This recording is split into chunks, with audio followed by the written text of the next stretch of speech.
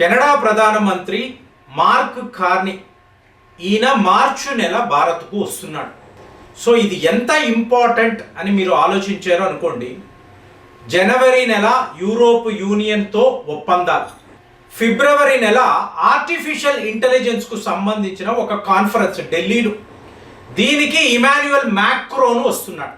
చూడండి, 2026 చైనా వాడి క్యాలెండర్ ప్రకారము హార్స్ ఇయర్.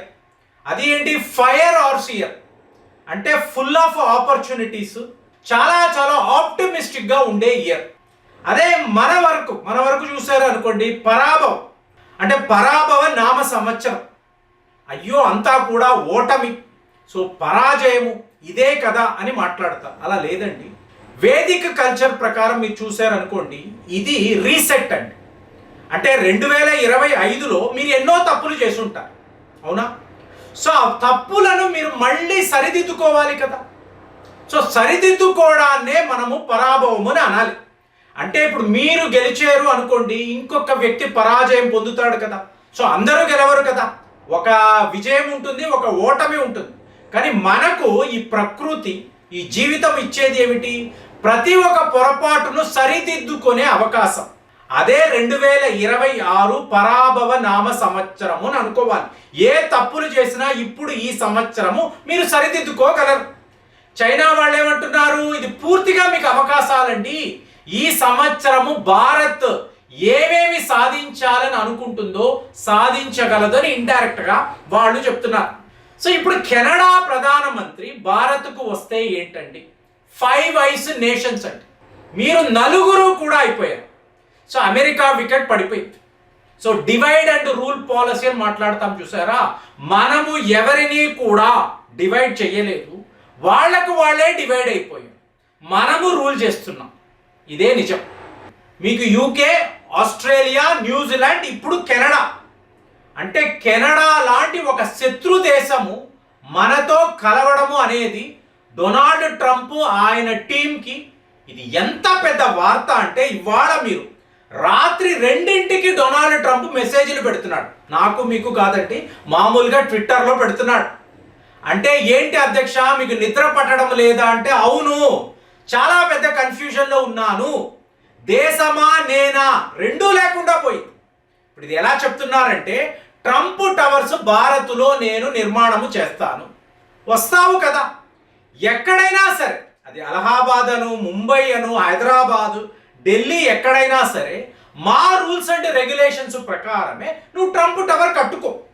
ఇప్పుడు ఎంతో మంది ఇన్వెస్ట్ చేస్తారండి, వాళ్ళకు మనం ఏం చేస్తాము? లైసెన్సులు ఇస్తాము కదా. అదే పద్ధతిలోనే జరుగుతుంది. దీనికి ఏకంగా నువ్వు భారత్ను బెదిరించి చేసేది ఏముండదు. ఈ నిజాన్ని ఇవాళ ఇతను గ్రహించాడు. అంటే ఇతను చేసిన అతిపెద్ద పొరపాటు 2020లో చైనా వాడు ఎంత పెద్ద పొరపాటు చేశాడో. నేను అందుకే అంటాను, హనీ బ్యాడ్జ్ లాంటి దేశం మనం. ఎవరికి భయపడము, ఎవరినైనా ఎదిరిస్తాము, ఎదిరించి ఓడించగలం. మీరు సింహాలు అనండి, పులులు అనండి, ఏనుగులు, ఏవైనా హనీ బ్యాడ్జర్ ముందు ఎవరు కూడా నిలబడరు అంటారు కదా. కాబట్టి మీరు యూట్యూబ్లో ఎన్నో వీడియోస్ చూడొచ్చు, ద రియల్ హీరో అని చెప్తారు. అలాగా మనం ఇవాళ ఒక హనీ బ్యాడ్జర్ లాంటి ఒక దేశంగా తయారయ్యాం. ఇప్పుడు ఈ దేశాన్ని ఎలా ఎదుర్కోవాలి అంటే నీకు ఆప్షనే లేదు. మీకు ఈ సంవత్సరం అంతా మీరు చూడండి, టార్గెట్ పెట్టుకున్నారు వీళ్ళు. మీకు డిసెంబర్ 2026 వచ్చే నాటికి the 3rd largest GDP. America, China, Bharat, జర్మనీని ఓడించారు. ఇప్పుడు కెనడా అన్నారు అనుకోండి. కెనడా అంటే ఎవరు?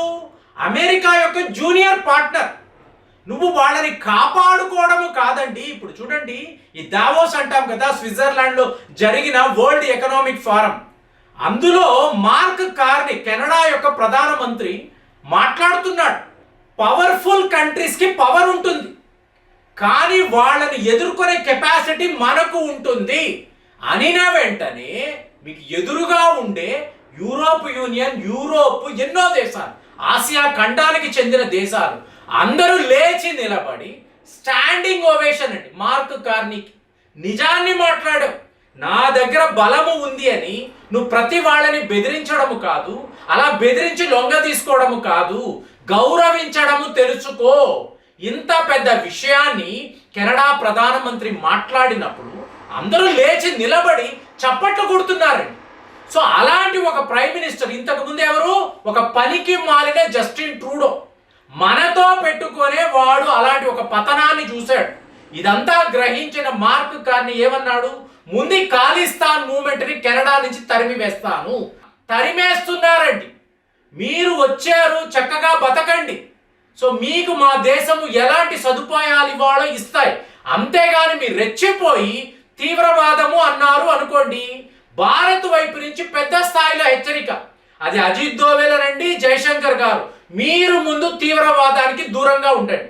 అది ఎవరైనా సరే. సో ముందు ఖాళిస్తాన్ని ఆపండి అన్నారు. వాళ్ళు ఆపి చూపించారు. దాంతో ఈరోజు భారత్ వాళ్ళకి ఒక రెడ్ కార్పెట్ వెల్కమ్. అంటే 5 ఐస్ నేషన్స్ లో ద లాస్ట్ కంట్రీ. అమెరికాను విడిచిపెడితే కెనడా మాత్రమే మిగిలింది. ఆ కెనడా యొక్క ప్రధానమంత్రి మార్చి నెల భారత్కు వచ్చి ఒక్కసారి ఒప్పందాలను చూశారనుకోండి, మోదీ గారి యొక్క ఆట ఏమిటనేది క్లియర్గా తెలుస్తుంది. ఫ్రెండ్స్, ఇవాళ జయశంకర్ గారు అమెరికా వెళుతున్నారు అనుకోండి, దానికి ముందు ఈయన ఎవరితో కూర్చుంటున్నాడండి, రష్యా డెలిగేషన్తో కూర్చుంటున్నాడు. అమెరికా కాదురా, ఇక్కడ రష్యా వాళ్ళు ఉన్నారు. ఫిబ్రవరి నెల ఎవరి డెలిగేషన్ అండి, ఇమాన్యుయల్ మ్యాక్రో. ఫ్రాన్స్ అధ్యక్షుడు వస్తే అతనితో కూర్చొని తరువాత మనం అమెరికాకు వెళతాం. అంటే చూడండి, ఎక్కడ ఏంటి, చెస్ కాయిన్స్ ని ఎలా మూవ్ చేయాలి, పర్ఫెక్ట్ గా మనం వర్కౌట్ చేస్తున్నాము. సో మార్చి నెల ఈయన రావడంతో యురేనియం అని మాట్లాడుతున్నామండి. అంటే ఇవాళ భారత్ ఎటువైపు వెళుతుంది అంటే న్యూక్లియర్ ఎనర్జీ. మామూలుగా మనము వాడుతున్న ఈ పవర్ సెక్టార్ ఉంది చూసారా, ఒక్కసారిగా న్యూక్లియర్ ఎనర్జీ వాడారు అనుకోండి, మీ కరెంట్ బిల్స్ అంతా ఆల్మోస్ట్ 20%కి వచ్చేస్తుంది. 100% అనేది 20%. సో సివిలియన్ న్యూక్లియర్ ప్లాంట్స్ అనేవి మనం ప్లాన్ చేస్తున్నాం. సో దీనికి మళ్ళీ రష్యా, మళ్ళీ అమెరికా కాదు, కెనడాను తీసుకొస్తున్నాం. వాడికి ఒక గుర్తింపు ఇస్తున్నాం. ఎలాగైతే ఫ్రాన్స్ రఫేల్ విమానాలు అన్నామో, అంటే మళ్ళీ రష్యా వద్దే మీరు సుఖాయ్ విమానాలు కొనొచ్చు కదా, లేదు, ఇంకొక దేశాన్ని కూడా ఇన్వాల్వ్ చేయాలి. ఇప్పుడు కెనడాను ఇన్వాల్వ్ చేయడంతో అది ఏంటి, యురేనియం అంటున్నాము, ఎనర్జీ సెక్టార్ అంటున్నాము. అలాగే చూడండి, critical minerals. Jaishankar garu critical minerals meeting కోసమే అమెరికా వెళ్తున్నారు.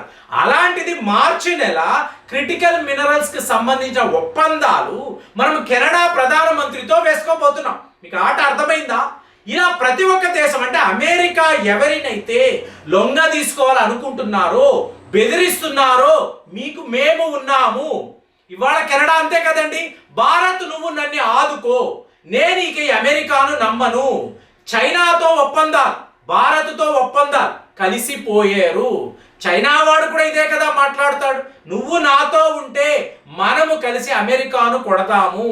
ఈ ప్లాన్ ప్రకారము మార్చి నెల ఈయన వచ్చాడు అనుకోండి, పెద్ద పెద్ద అగ్రిమెంట్స్ వేసుకొని కెనడాను కూడా మన వైపు తిప్పుకుంటే ఒక్కసారి సమీకరణ చూడండి ఫ్రెండ్స్. అమెరికా ఏం చేస్తుంది, భారత్ ఏం చేస్తుంది, మోదీ ఆడుతున్న ఆట ఏమిటి, డొనాల్డ్ ట్రంప్ అక్కడ నిద్రపోలేక రాత్రి ఇలా మెసేజ్లు పెట్టుకుంటూ కాలం గడుపుతున్నాడు.